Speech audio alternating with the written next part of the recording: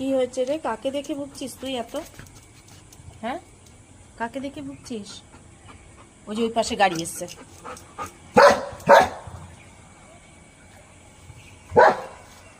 গলা বার করিস না বাইরে, আয় গলা বার করবি না, এদিকে আয়।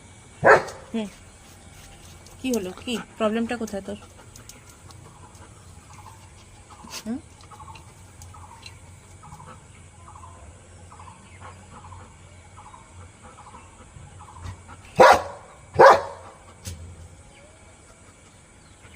দেখ